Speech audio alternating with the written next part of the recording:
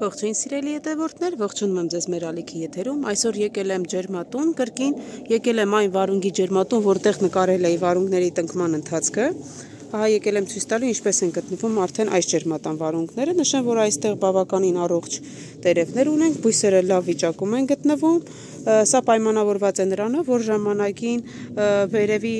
այսպես ասած, տերմոսը հեռացվել է եւ անմիջապես օդի շրջանառությունը շատ լավ սկսել է աշխատել։ Այս պահի դրությամբ էլ կարող եմ այստեղ ձեզ ցույց տալ նաեւ այն հատվածները, որտեղ ես նախորդ տեսանյութում նշում էի, որ պետք է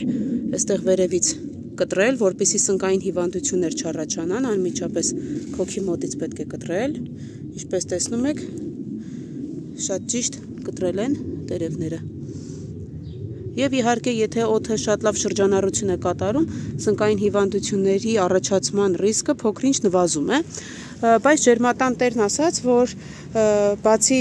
դրանից նաև կանխարգելիչ դեղամիջոցներ է սրսկել։ Դրանցից մեկը նշեց, որ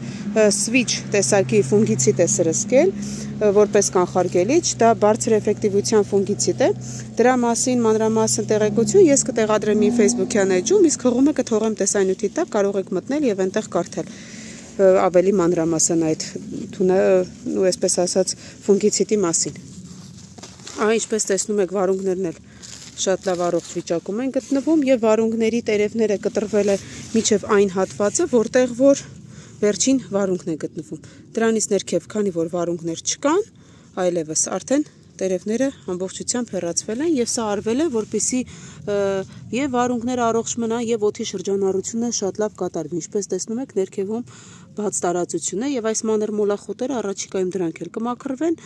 եւ արդեն օդի շրջանառությունը եթե լավ կատարվի, ապա սնկային հիվանդություններն էլ չեն առաջանա։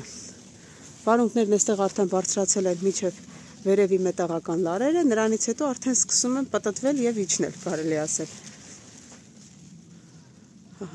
Այսքանը սիրելի հետևորդներ այս ջերմատան մասին։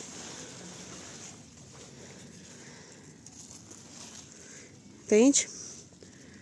բաժանորդագրվեք մեր ալիքին, որպեսզի բաց չթողնեք հաջորդ տեսանյութերը, կարող եք բաժանորդագրվել նաև մեր Facebook-յան էջին։ Այսքանը կհանդիպենք։